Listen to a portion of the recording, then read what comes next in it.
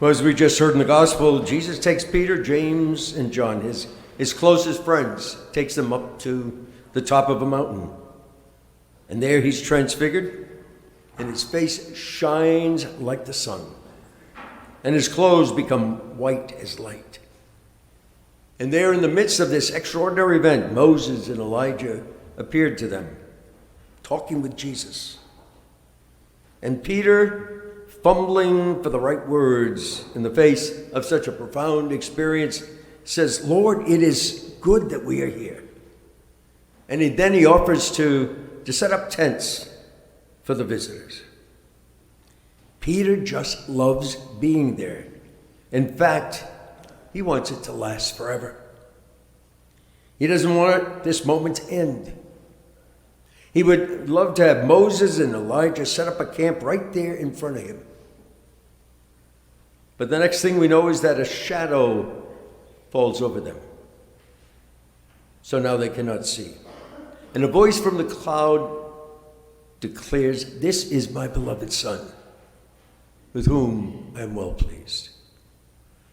And the terrified disciples fall to the ground until Jesus comes and he touches them, telling them not to be afraid. Now everything and everyone is gone. There's no one there but Jesus. Now, my friends, we're so very much like the disciples. You know, we might have the grace of an overpowering experience that lifts us up and out of our daily lives.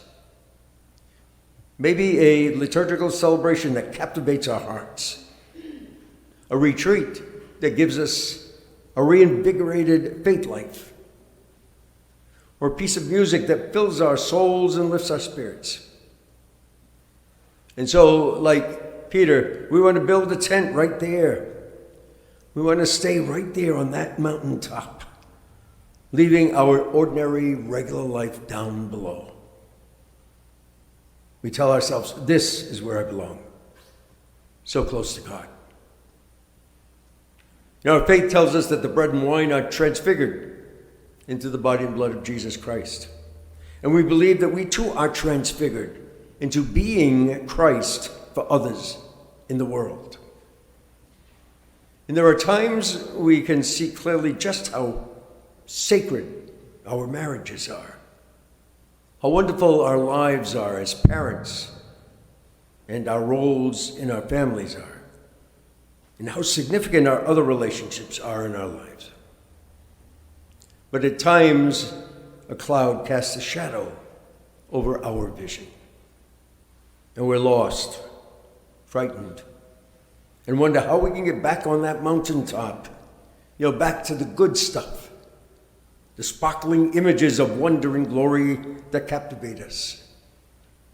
In our lives as Christians, Jesus clearly calls us to live out our lives in the darkness of that shadow that overcomes us, not always seeing clearly the amazing grace in our daily lives.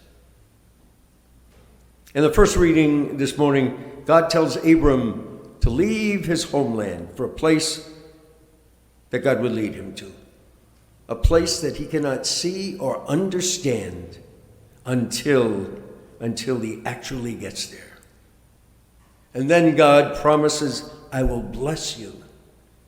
I will bless you that you will be a blessing."